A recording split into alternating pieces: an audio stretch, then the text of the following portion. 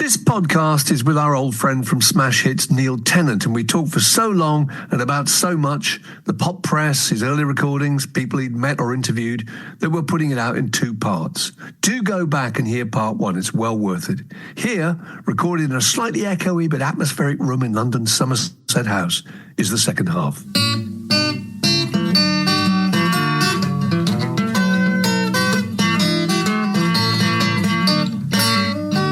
You're listening to a podcast from The Word. We were talking about this the other day.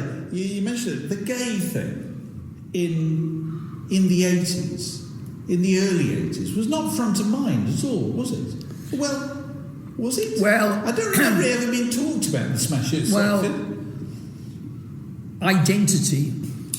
Go on. Wasn't a thing in the 80s. Nowadays we live in an era obsessed with identity and almost like micro-identity, which we sort of find mildly embarrassing, but self-victimizing yourself, if that's the right word. In the 80s, that just didn't exist. I've seen people online saying, aren't you ashamed that you never had anyone black on the cover of Smash Hits? Not true. Really? Yeah.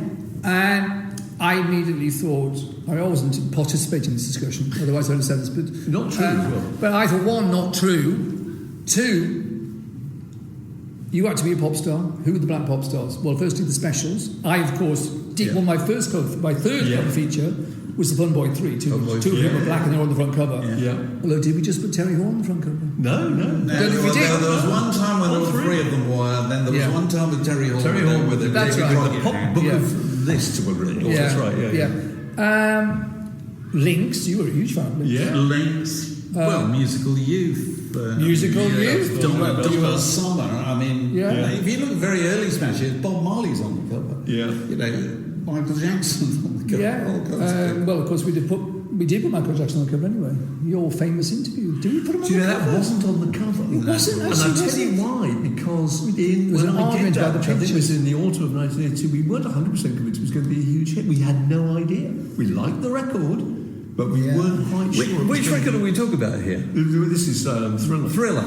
Now, am I right in saying... Thriller, yeah. I mean, we thought it was great. Off the Wall had come up. It's Off the Wall, I remember I reviewed it for Sounds. Gave it a really good review. It's a great album. It's a great album, and it was a huge sell-out over quite a long period of time. And then along comes Thriller, and Epic are having a playback of it round at Soho Square. Does anybody want to go? And I think you were the only person that went. Is that right? I don't think I went. I voted you went. Maybe I did. In that case, I don't even remember it. Yeah. But I do know that I thought it was a damp squib. Because I remember... Thriller? Yep. I think we all thought that. If we could go back in a time machine, firstly, it doesn't chart that high and it doesn't hang around. Because it starts with a rubbish single, doesn't it? It has... The Girl Is Mine. Oh, The Girl Is Mine with Paul McCartney. That was the first one. That's right. Sit quietly. That is bad. In case Paul McCartney. Yeah. Sorry, Paul. He's everywhere. I remember doing a personal file with Miranda from the Bell Stars, who I always got on well with. Right. I always liked her. And we both discussed on the personal file thing how, it's not doing very well, is it, my new Michael Jackson album. Really? And remember, it was turned round by the Motown thing. Billie Jean, and also the video, and also the break, these moonwalking thing. Because I can remember writing up the interview, and it was an option for the cover, wasn't it? Why do you think you got the interview? Why did we get it? It needed help. They were desperate. Because... Although it was the last interview he did, apart from one tiny little photo with the Daily Mirror, about 2 years later. It was actually the last interview he did, because after that he didn't need to do one again. Anyway, that was what I read online about Smash Hits covers. But I guess predominantly it was white people, but I guess pop was probably white.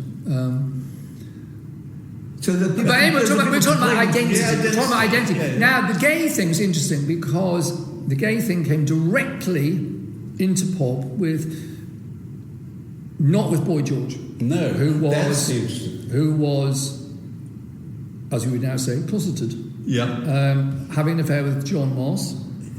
When Dave Rimmer wrote Like the Punk Never Happened, and I was kind of editing it, because I'd negotiated for Faber to publish it, Dave put in, quite frankly, about George and John Moss, and I said, I don't think that's fair on them because they haven't said that in public. He wouldn't back down. Well, I can remember him coming to the office and writing a piece for Smash Hits, a cover story, and saying that they were having this affair, and we had this debate about whether or not we could. I think Smash. Not to. I think we didn't. Remember James Book? Can't do that's the Japanese thing, which David Book was based on. And John Moss was furious. Their business. Was absolutely furious. But then of course Frank Goes to Hollywood come along, and every group, as we all know, had to have an angle. Yeah. Frankie Goes to Hollywood were the first group that the gay thing was an angle. And that was outrageous gay. And there were two of them. There were two of them, cloney outfits. So were those two, it was Paul Rutherford, wasn't it, and Holly, were they the first kind of out? Yeah. Before the coming out, probably? No, you're forgetting, I was about to come on to it. Then that's 83, 84. 84, Bronski Beat appear. Bronski Beat, of course. And I do the cover feature. Yeah, Bronski Beat, that's right. And that's a big shift because Frankie are doing It's So Outrageous We're Gay. Bronski are doing It's So Normal We're Gay. Yeah. Small Town Boy and Tell Me Why are about the contemporary gay experience. Mm-hmm. And we put them on the cover in 1984 with the entire gay agenda in the article, completely. And that's, although no one even said anything at the time about it. That's the interesting thing.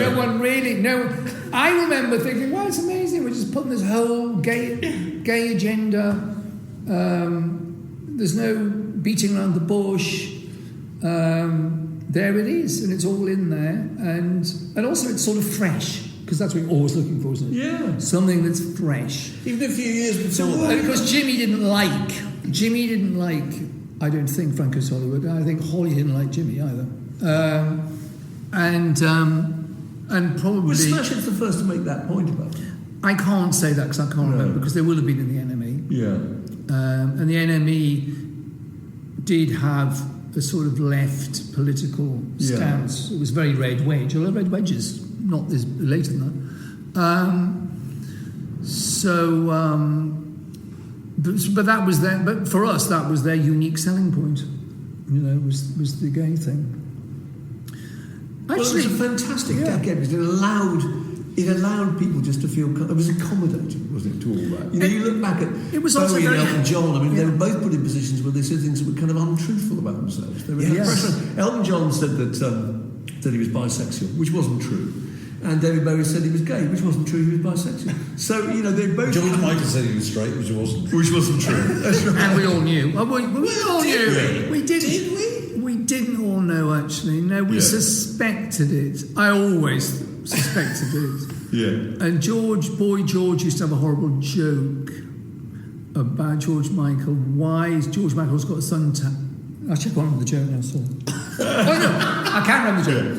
Why hasn't George Michael got a girlfriend? Because you can only get one person on a sunbed. Whose joke was that? Boy George. Boy George. Because Boy George used to say a lot of things about George Michael. And they actually, I believe, became friendly. I remember Fat Tony, the DJ, telling us that he and Boy George had gone around to George Michael's house, and it was really nice, and they all had tea together. I think it was all very nice. But nonetheless, it still wasn't. You were still fighting a crusade in those days. Yeah. Chris and I went to the famous Pits and Perverts gig in 1984, where the miners' strike's on. So I remember all of this stuff is going on. Pits and Perverts, where the gays had a benefit concert for the miners, and the miners' wives came. Is that what that film Pride? The film Pride ended it. That, yeah. And Chris and I were actually at this concert at the Electric Ballroom, and it was quite moving when these miners' wives from the northeast or something came on and thanked everyone, and Bronski Beat had just played, and there'd been other stuff on. It was an amazing thing. That film's quite a good film, actually. It's worth seeing. just because of the meeting of two worlds, this sort of radical London gays and who would call themselves queers now, and the mining. Yes. It's change of the language is the thing throughout the years. It's just constantly, what you can say changes absolutely all the time, doesn't it? Just regularly. It does. It changes. It changes hugely. You talked about skinheads earlier. I don't know if I told you this. When I was sharing a flat with a bunch of guys in Wood Green in 1970, 71 or whatever, one of them came out. He was very active gay with the Gay Liberation Front and so forth. Actually, he took me down to the Camberwell Tavern in Union Tavern in Camberwell, where there was a skinhead evening populated by gay skinheads and a DJ called Sugar Boots.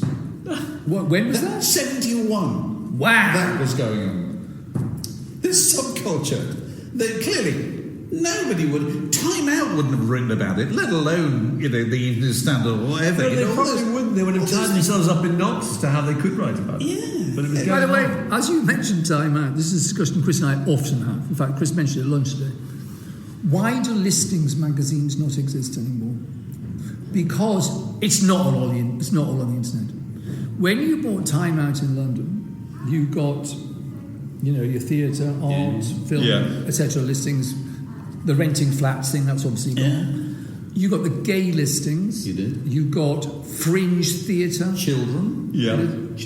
Children. But the gay thing, there it all was on, I think it was just one spread. Yes, bit of editorial, and then the listings.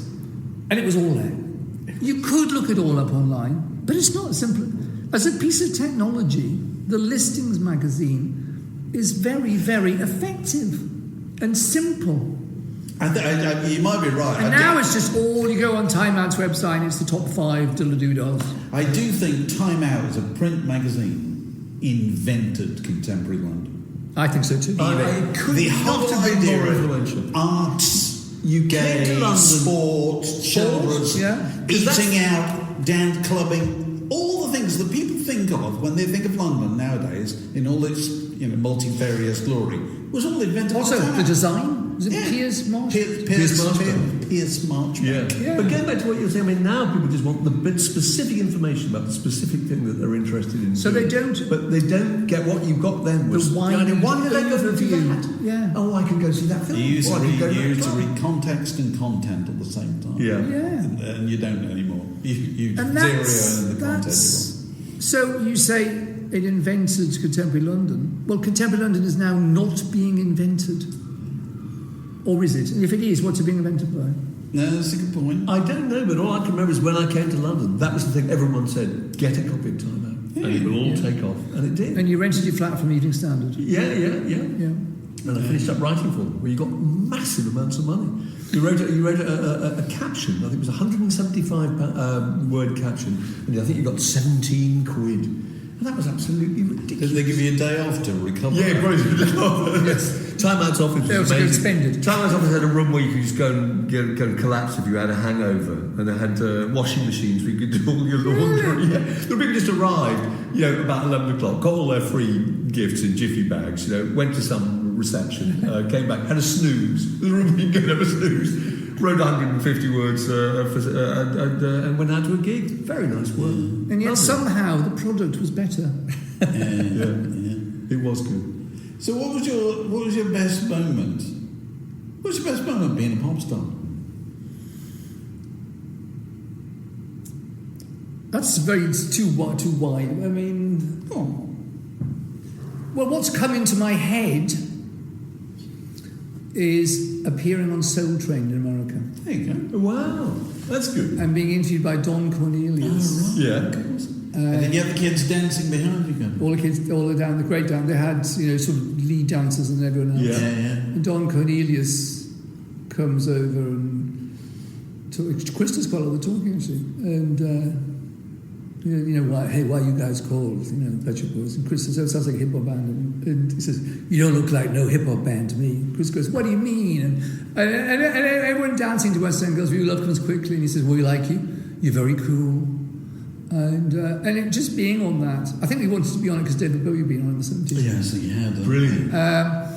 But it was but it was actually West End Girls was a huge black in America, played on black radio stations, and anyway, I just remember that being a very exciting moment that seemed like you were literally on a different planet somehow, because it was like you were in the television, really.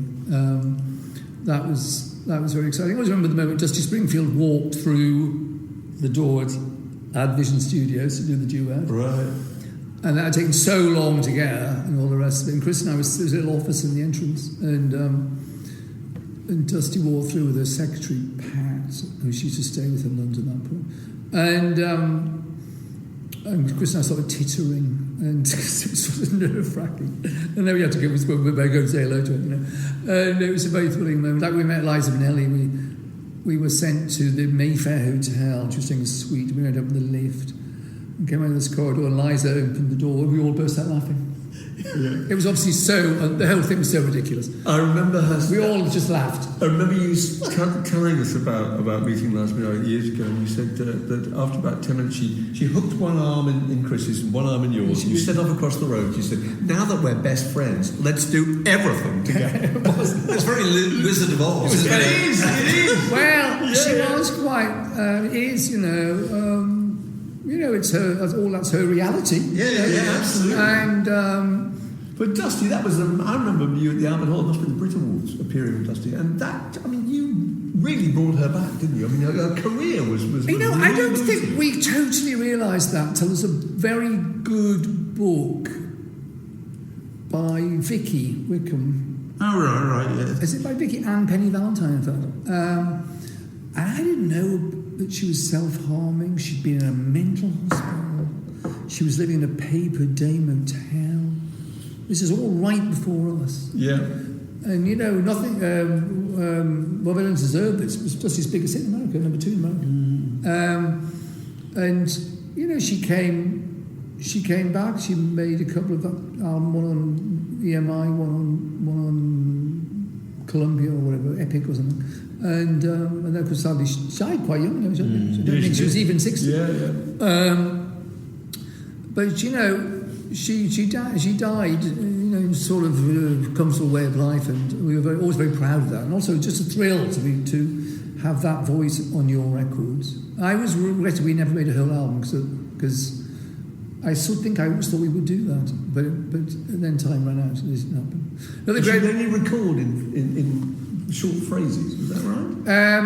We did this song for the film Scandal called Nothing Has Been Proved, about the Profumo affair. And Dusty had this amazing process of arranging the song in her head as it went on. She famously gave, who produced Dusty in Memphis? Jerry Wexler. She famously gave Jerry Wexler his breakdown. And the first line of the song is that Mandy's in the papers because she's tried to go to Spain, which is about Mandy West is. And it's a great intro. Just see how it played massively loud, how she had me hearing, massively loud in the headphones. Got a cup of espresso and a cigarette.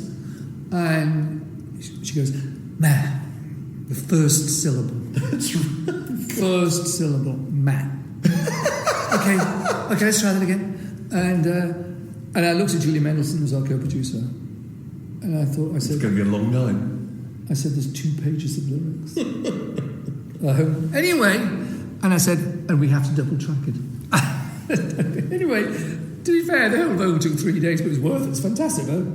And I mean, really, it's melodically not much of a song. I think it's been proved, and it's almost like a recitative, But she takes the end, and she's thinking. She has several goes. It's like someone doing a high jump.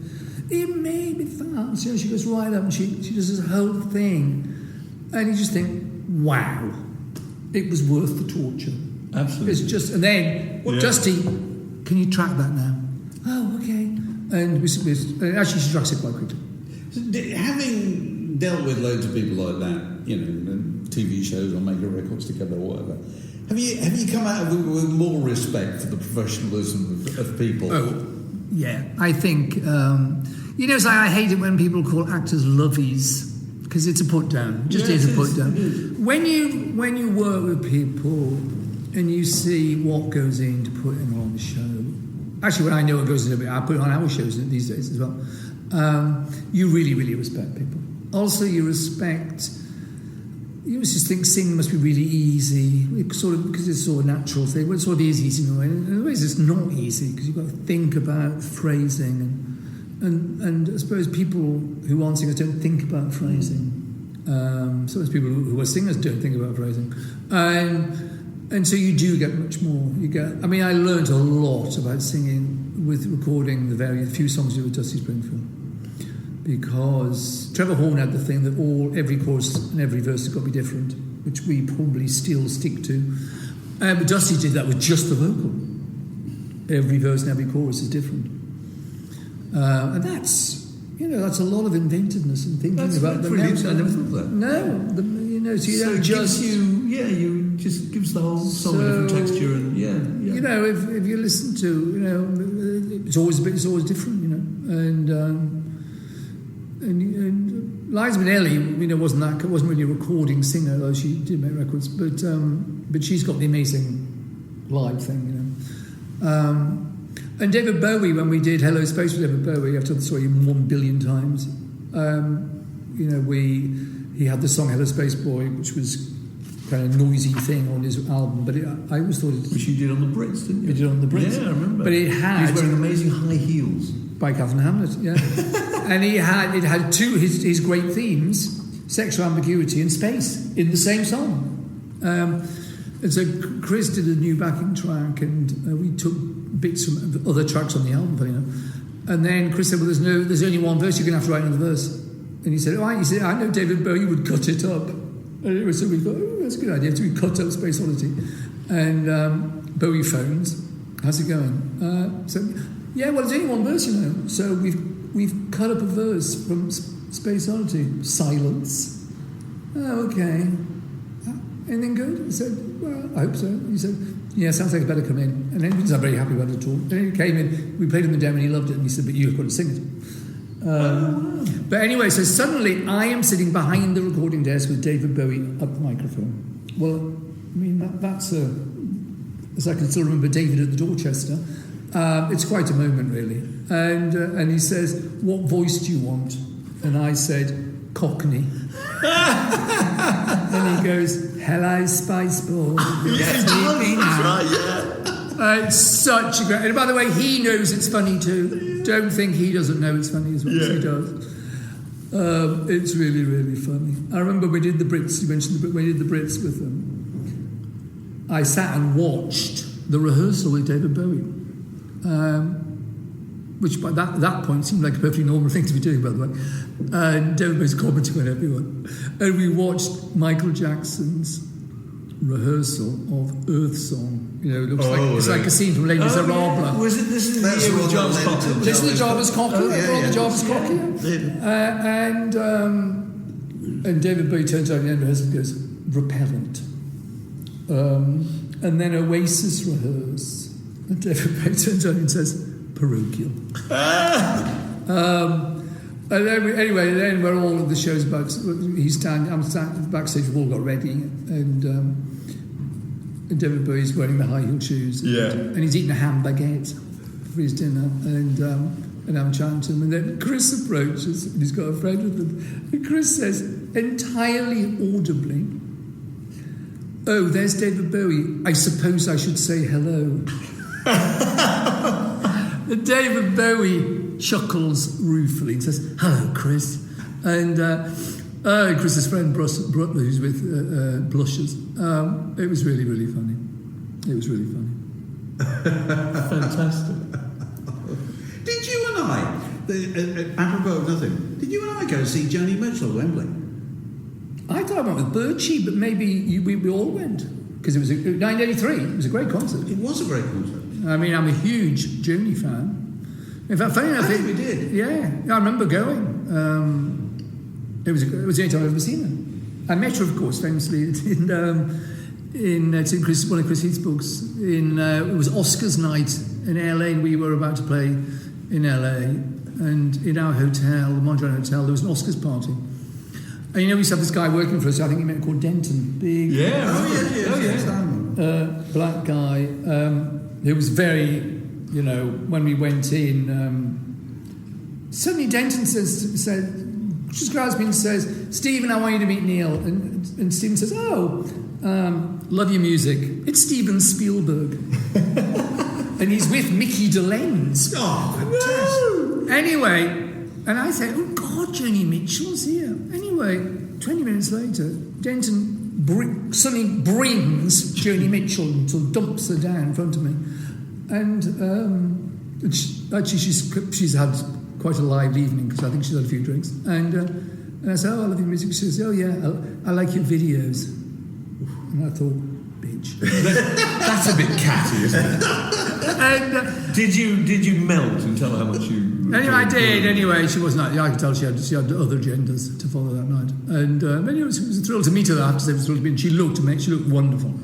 Right. She looked really sort of Joni and sort of sexy. And was... Dave and I both have signed pictures by Joni Mitchell. I just had mine reframed. Yeah. God. And it's a print. She was slightly down the dumper at one period, but she put out a... I take mine to be reglazed. Yeah. I remember... We went to the... That was probably around about... No, I remember whoever doing the PR, it wasn't BC, at Warner's had heard that I liked Joni Mitchell, and Joni Mitchell fans were thin on the ground. They were. So we got free tickets, of course, to the concert. Yeah. But I didn't get a signed picture. We got a signed picture. We got it through. My youngest son has it in his flat. We, of course, met ABBA. We did. It's a picture. It's a terrible picture. Have you squeezed that picture? I think it's even online somewhere. It is. Jonathan Morris is probably it's a fantastic. I've annoyingly got my eyes closed, just because you blinked at that moment. We all look pissed. We do. I think I'd gone there to interview ABBA for the Smash Hits flexi disc. I can remember. I think that's what it was. Well, no, they had a reception. It was for the greatest hits. Yes, it was. There's a strange church still there. Yes. Off Sloane Street. Yeah.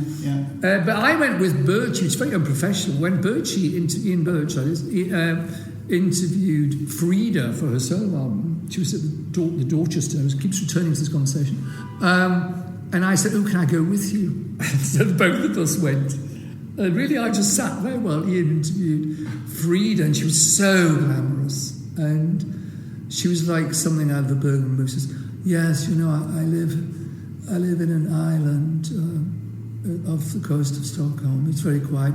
Sometimes I might fly to Paris to buy some clothes. And I thought, oh God, this is so glamorous. That's a song, Neil. And you've got a new record out. We've got a new record out. I love the track. I have to say, there's a track on there called, I think it's called New London Boy, and it reflects back to what we were talking about earlier, because it's about you, I presume, about you coming to London. It's me about coming to London in 1983. Listening to Roxy and listening to Bowie and being frightened of skinheads and all that. No, it's all really, really good. there. I love your songwriting stories. Thank you. No, it's storytelling songs. I keep saying journalist, it takes place between verses 2 and 3 and being boring. Because being boring is about coming down to London, then it goes to the present. Yeah. So this is having come to London, what it's like. Because when you first come to London, you're 18, I was showing the flat with two friends in Tottenham. With your copy of Time Out in your back pocket. With a copy of Time Out. In Tottenham, Mount Pleasant Road, Tottenham. Yeah. 324 Mount Pleasant Road. Actually, weirdly, last year, on the spur of the moment, I looked it up, and the house we used to live in was for sale. It was funny. I thought, well, I can buy the house we used to live in. I don't need to live in Tottenham. And it was really exciting, because we came down from Newcastle, we moved to Tottenham, and the street we lived on was almost entirely black. Mm-hmm. And to us, this was incredibly thrilling, and all reggae pumping out of everywhere. Yeah.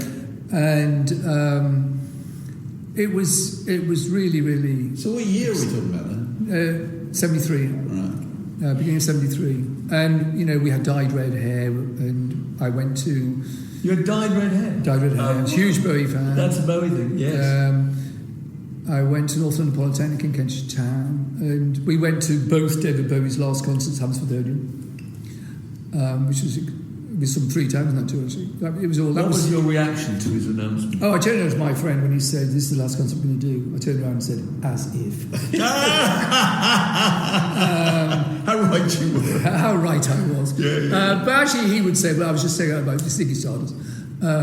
It was a very exciting time in London in those days. We used to get dressed up on Saturday nights and get the bus to Seven Sisters Tube Station, go running down the new Victoria Line escalator, and we used to wear platform shoes. We used to wear women's shoes sometimes because we'd have a competition to see who could wear the highest heels. And so you'd have size 6.5 women's shoes with your feet crammed into the end of them, and you'd go crashing down, the noise it made, crashing down the escalator at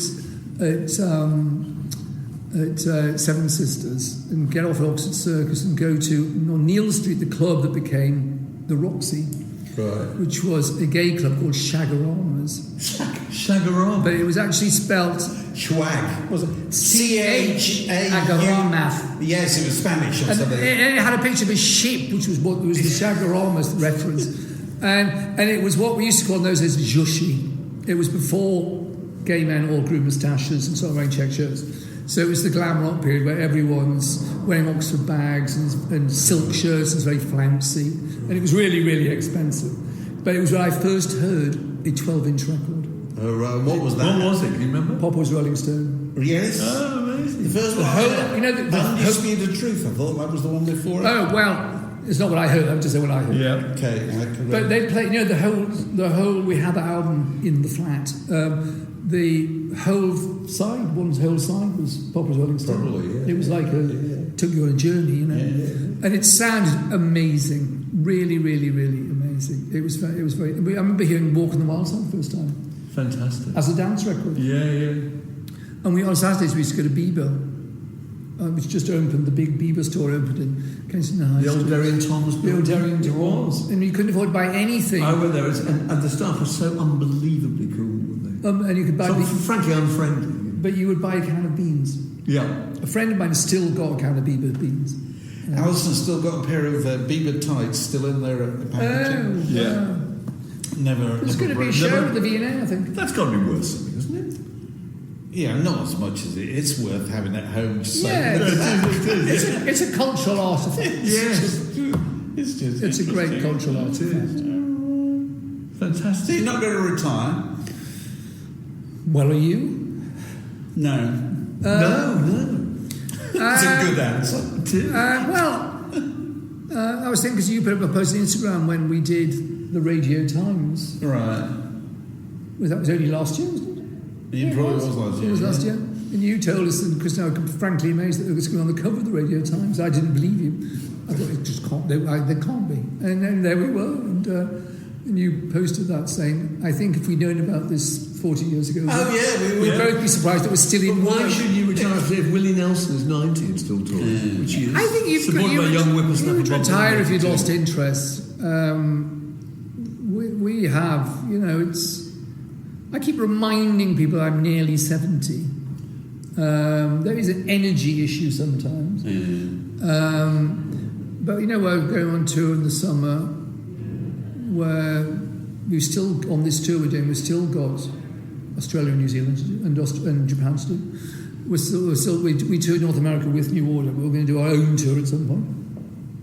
So there's all these things looming on the horizon. You're in such a wonderful position that people really want to hear the recent songs. They don't just want to hear things you did in the 80s and early 90s, whatever. They just want to hear all the way through. No, it's actually it's not. We just recorded an interview with Wylan for his Radio 2 show, and he knew the Pet Shop Boys because his mother. And his 3 Pet Shop Boys songs, you probably won't even know, were Miracles, Flamboyant, and Minimal, which are from between 2003 and 2006. Yeah. And I thought that was. But isn't that a reflection of how people consume popular music nowadays, which is completely divorced from the original, whatever its original context was? So my children of 30s and 40s, they know all the pop music in the world. They have no idea what order it came in. Absolutely no concept of whether Elvis Presley was before the Beatles. That's right. But they've grown up with it all being there. It's all about. Well, no, it's the thing about pop songs. The whole world of the pop song is a giant, ever-expanding artwork of all of these songs. How many thousands of songs do we know the words to? Or more or less know the words to? And they come and go in and out of fashion, and Sometimes, if you're lucky, it's an obscure one that gets shot to fame. But it's an amazing and creative endeavour. People go on and on writing these songs that, in a way that they didn't in the 18th century. No. Or even the 19th century, where songs were either folk songs or drinking songs or art songs like Schubert. Whereas now... But songs had a different purpose, though. Yeah, that's what I'm saying, the purpose. Yeah. There's endless commentary on life, which I sort of think is one of the main functions. Tell stories. Yeah. I mean, it's an amazing thing to be part of as well. Yeah. I know you were saying people do, but so it's good people want to hear your new songs, because I mean I like the old songs, but you couldn't just do that otherwise. You'd be a heritage. I mean, people would call us a heritage band probably, but the new album we made, which was really easily made, because now 1 million songs in lockdown, and Chris got me to start programming, which I've never done before, so I could record vocals. We wrote 1 million songs, and we just whittled them down to 10. And we asked James Ford to produce it, who's very de jour, and of course a fantastic musician. And I said, he won't want to do it though. Anyway, we met and we liked the songs we did. It was all really easy. I don't know. No album is so easy to make as this one, and it sort of sounds as freshness to it. I think. So what number album is it? It's, I'm afraid, number 15. And as I've said to you before, I always remember you saying in the Smash Hits office, when a new Elvis Costello album came and said, I'll review it, but how many Elvis Costello albums does anyone need? Yeah. I agree with that. I can agree with that about us. Playing the demos of your first singles on the little cassette machine in Smash Hits office. And I was that was before Bobby O. Yeah. Before Bobby O? Yeah. And you were too embarrassed to play the one with the rap on it? Oh, that was after Bobby O. Right after we recorded with Bobby O. I was too embarrassed to play the one with the rap because I was rapping. And it was Scoffer, David Bostock, who kindly had 2 cassette machines at home, and he was very good at making cassettes. So he made the Pet Shop Boys demo cassettes, and Scoffer did it. And Scoffer came in and said, "I love the one with the rap." I said, "Really?" Because I liked what became the B, so it's called Pet Shop Boys, which, to be fair, they did end up playing the Camden Palace because it sounded sort of funky in New York, and he said, "No, that's the one. It's great." And so I then got over my embarrassment about it. But I was definitely embarrassed. Well, whenever I hear it, I can still remember hearing it being played back on. The only speaker we had at the time was in the answer phone machine. I think the actual cassette player had broken. We played it back on the answer phone machine speaker. Oh, really? Yeah. I remember thinking, it's a bit tinny, but it's quite good. Yeah, no. You never know. Well, it might take off. It was an amazing thing because the Bobby O thing, you made Bobby O single of the fortnight in Smash Hits.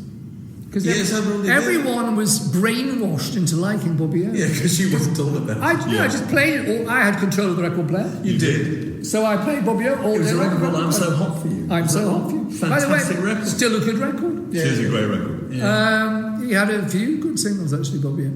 And also, the weird thing is, the weird place under the NME, the sort of novelty shop. Yeah. Cascade. Yeah, with the legs waving. Yes. There were legs with a boot. Like the cans. They had a DJ. He used to play Bobby O. Because I remember come walk down the road and hear it. I'm So Hot For You coming out of there. But it was great. The Bobby O Smash. It was great when you made the Bobby O Record of the Week and Smash. Did that give you an excuse to meet up with him in New York when you were going over? Well, who did? Do you remember there was a label called something like PRS, but it wasn't PRS. It had Bean Pie. Oh, PW? Something like that. It's P. Waterman's come out. No, that's PWL, yeah. Yeah, I remember phoning up the PRT. PRT, very good. Yeah. And I remember phoning up the PR there, because I like dance music, and those days there was wasn't many journalists to plug dance music to. And I said, I'm going to New York. I want to meet Bobby O. I may have claimed I was going to write something about him. I'm sure you did. But we didn't, in fact. The only person who ever interviewed Bobby O was Kimberly. Kimberly wrote a piece for the Face. Oh, really? The only piece I know about is Bobby O. Smash Hits. Yeah. It was Kimberly Nelson. Because when we went to New York to do the American Smash Hits, Kimberly and I were both there. And Kimberly got to know Bobby O. and he really liked her actually, and he would phone up. It was a joke in the office. Fantastic. Kimberly darling. You know? Yes, it was. Anyway, it was sort of all mad. It's made me look back. You met him on the... and I often try and reconstruct this, because I was out there with Steve Bush with a view to seeing Felix Tennant with a view to Smash Hits being published in the United States. And at the same time as you were there seeing the Police yes, Shea Stadium, but really wanted to see Bobby O. So you went to Bobby O Friday lunchtime. I think I've got this right. Yes. And then you were in touch, and I said, "Come to the Mayflower." Well, not the Mayflower. The Gramercy Park. Gramercy Park. Yeah. Gramercy Park Hotel. Me and Bushy are there. Come over, and you arrive there. 6 o'clock, summer evening. I could still see hot, the sun glinting. Yeah. In. We got back in there. They put me in a suite. They did, yeah. And I'd ordered a load of cold beers and a huge catering packs of crisps. Yes. And you arrived, and we went, Neil!